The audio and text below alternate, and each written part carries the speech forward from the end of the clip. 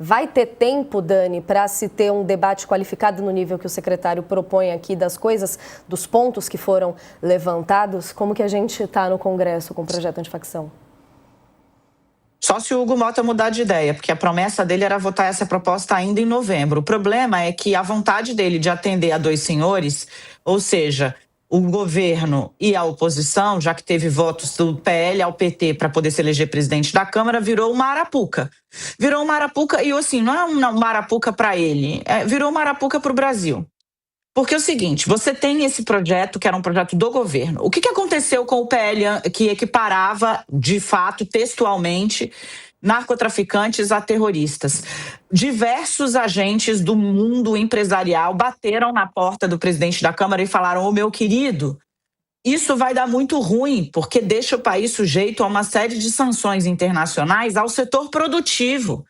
É uma loucura fazer um negócio desse. Quando você tem, por exemplo, uma investigação na Faria Lima que pega fintechs que estavam sendo usadas pelo PCC para lavar dinheiro, imagina se decidem fazer uma sanção para todo o setor de fintechs do Brasil, lá de fora. Isso não é mais um cenário, nossa, hipotético. E aí o que ele fez? Olha, o Hugo Mota, né, ouvindo a grita do setor produtivo do empresariado, falou: bom, esse projeto não vai dar para avançar, mas vou contemplar o PL, a oposição, colocando o quê? O Derrite, secretário de Segurança de São Paulo, para relatar o PL antifacção, e aí ele faz as mudanças que quiser. Só que as mudanças produzidas foram essas. O governo do Rio de Janeiro, por exemplo, eu não vou me referir ao governador Cláudio Castro. Eu vou pedir para que fique bem claro, explícito, que eu estou afastando o governador Cláudio Castro. O Sakamoto saberá melhor do que eu. Eu não tenho na memória de um outro um ex-governador do Rio, antes de Cláudio Castro, que não tenha sido preso por envolvimento em crime. E aí você vai condicionar ao governo do Estado a autorização da entrada ou não da Polícia Federal em investigações? Quem foi o responsável pela prisão de Sérgio Cabral? Foi a Polícia Civil do Rio de Janeiro? Não, foi uma investigação da Polícia Federal. Quem foi a responsável pela investigação, pelo que levou à investigação e afastamento de Wilson Witzel? Foi a Polícia do Rio de Janeiro? Não, foi a Polícia Federal. Quem foi que desbaratou um esquema que acabou ali pegando o ex-governador Pezão? Você vai condicionar aos governadores a decisão ou não de ingresso da Polícia Federal em investigações? É sério isso? É uma pergunta que precisa ser colocada fora do campo ideológico, gente. Assim, não faz sentido.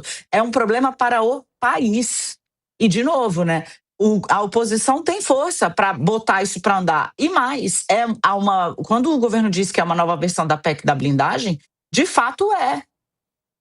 Porque, quer dizer, é a PF que vai dizer se você vai investigar esquema de emenda, quer dizer, o governo que vai dizer se a PF vai investigar esquema de desvio de emenda no Maranhão? Sendo que é a base deste governo que está sendo alvo da apuração? Faz sentido isso? Ainda mais se é conservador, se é não importa, faz sentido isso? Delegar ao aval de uma autoridade o ingresso da polícia mais bem equipada e que um maior aparato de inteligência do Brasil em investigações de grande monta? É uma coisa que, sinceramente, não para de pé. Agora, se a oposição quiser levar para frente, vai. Qual é o resultado fruto disso, né? A tentativa de atender a dois senhores, fechando aqui meu raciocínio, está fazendo dessa tentativa de se equilibrar aí do deputado Hugo Mota, presidente da Câmara, um problema, na verdade, para o país. Com certeza, Dani. A gente vai para um rápido intervalo, quem está acompanhando a gente na TV, mas segue aqui com a gente no YouTube com a análise do Sakamoto também sobre esse tema. Saka, queria te ouvir também nesse sentido do que esperar para os próximos dias nessa discussão, uma vez que está em alta, vai para frente e está cada vez mais confuso, de certa forma, até uma vez que a gente tem tantas discussões simultâneas importantes acontecendo ao mesmo tempo, né? Eu acho que o governo, na verdade, que estava com um problema, como bem colocou a Dani, nesse ponto voto com a relatora, né, com relação ao comportamento do Hugo Mota, mas o governo teve um insight, né, e aí hoje ele passou o dia falando, isso aqui defende bandido. Isso aqui defende bandido. E aí você joga no colo das pessoas que estão falando que é a esquerda que defende bandido.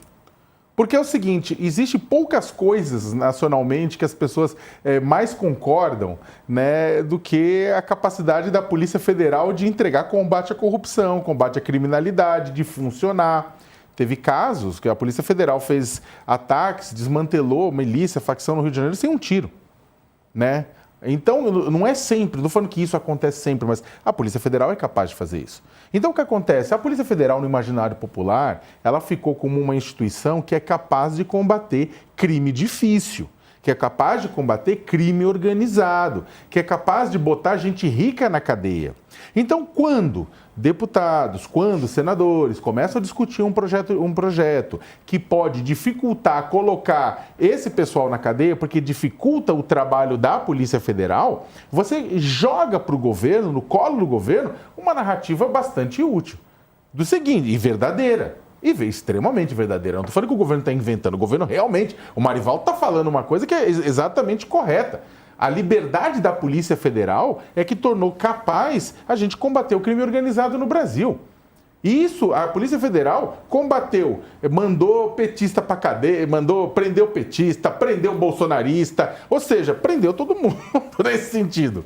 Então, esta polícia não pode ficar no imaginário da população condicionado, o trabalho dela condicionado a governadores de estado dizerem, vem aqui. E aí, completando o que a Dani levantou, vamos lembrar, o Wilson Witzel foi afastado, né, por conta de denúncia de desvios, né, lá encabeçar um esquema de desvio de verbas da saúde na pandemia.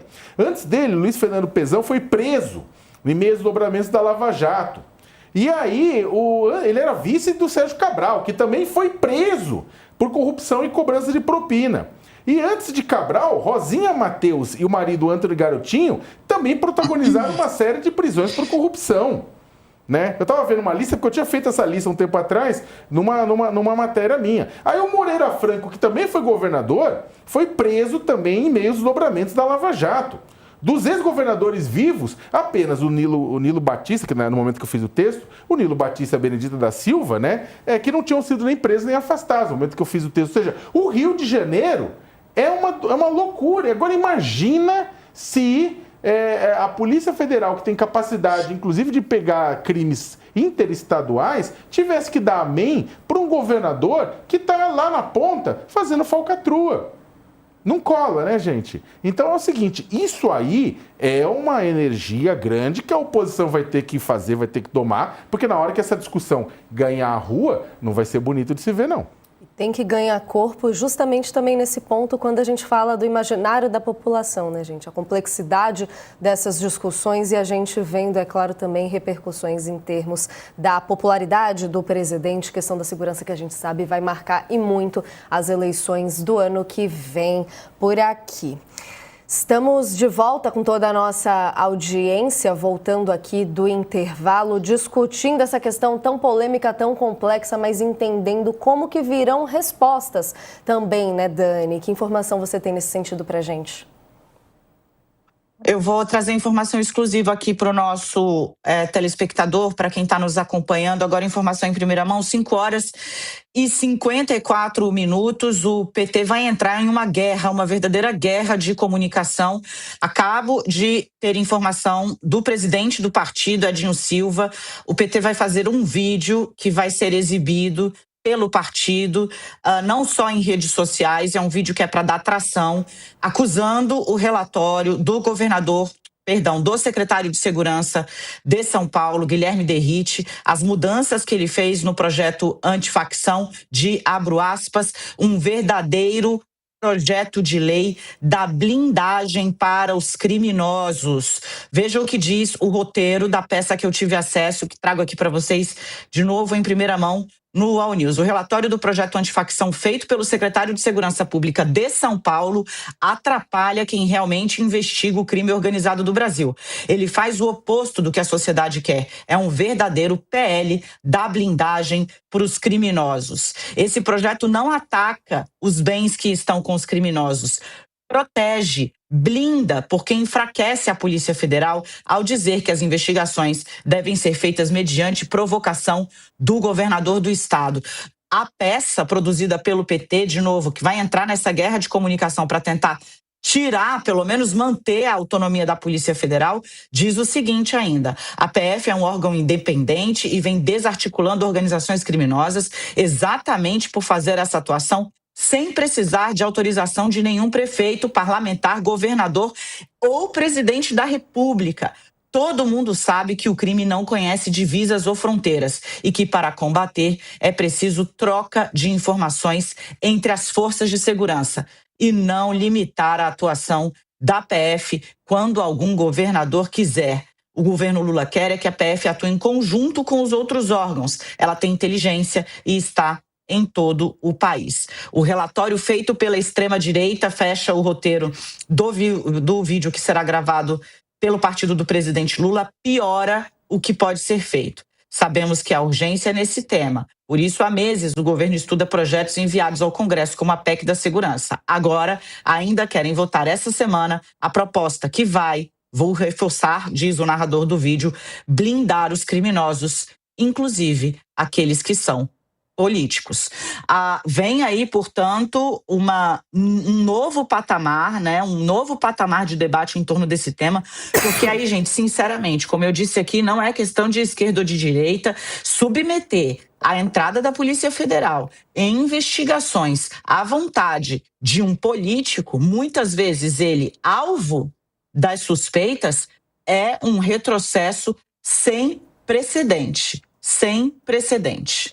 E por hora não estava se dando o tom do tamanho da dimensão disso tudo, inclusive, né, Dani? Se a gente puder até emendar aqui uma análise de como você vê que pode acontecer de repercussão, essa nova guerra de comunicação, de certa forma, como você coloca aqui, acho que dá o tom do que a gente vê nas redes sociais. Como que chega esse momento, como esse vídeo pode ser que repercuta daqui para frente?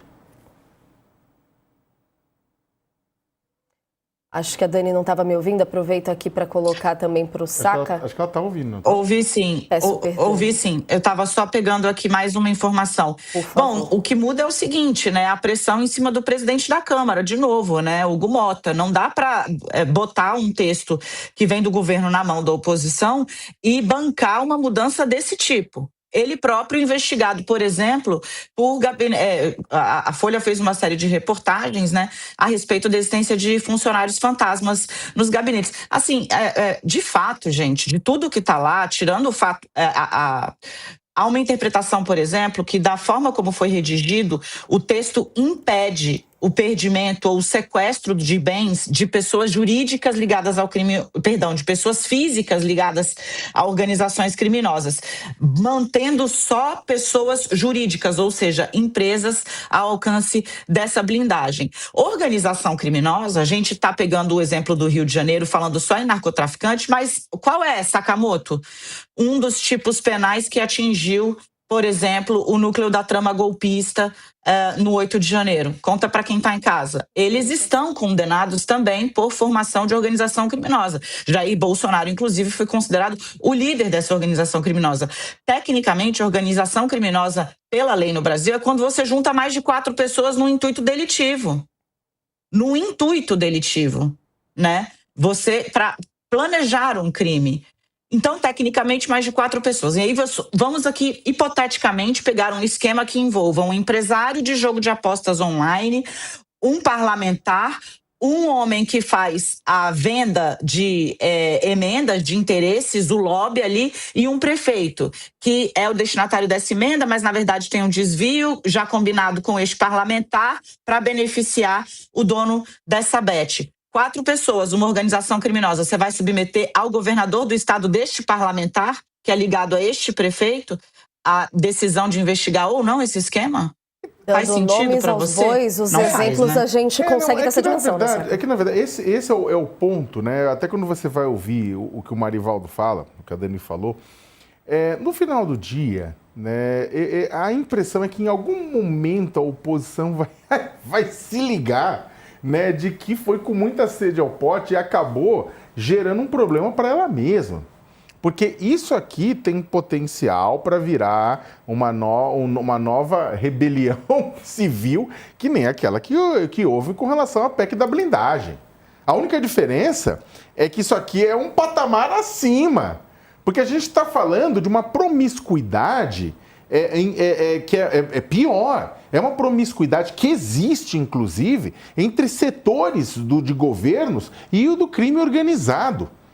Né? É aquela promissa, não é só a corrupção, tá? Não é só a corrupção de você se locupletar e mamar nas tetas do setor público e levar seu cascalho na forma de kits de robótica, na forma de tratores, ônibus escolares, o que quer que seja. A gente está falando aqui de roubo, morte, tortura, sequestro, assassinato, policial corrupto, político corrupto, todo mundo nessa barafunda assim para se esconder. E aí é o ponto, a gente tem trazido especialistas aqui que mostram que no caso do Rio de Janeiro especificamente, existe uma promiscuidade entre setores da política, setores da polícia e setores do tráfico e da milícia. A tal ponto que existe, tal ponto dessa sinergia, que elas agem para se defender. Ai, Sakamoto, não exagera. Tá bom, quem é que estava envolvido como mandante da morte de Marielle Franco? Quem? Você tinha uma pessoa que era do Tribunal de Contas do Estado, o outro que era deputado federal e o outro que foi chefe da Polícia Civil do Rio de Janeiro. Se isso aqui não é uma joint venture do crime e que agia e cujo objetivo do delegado-geral da Polícia Civil nesse caso era dar proteção para o sistema não ser pego. Vocês lembram disso? O que aconteceu que precisou ter pra galera ficar sabendo desta pornochanchada? A Polícia Federal ser envolvida.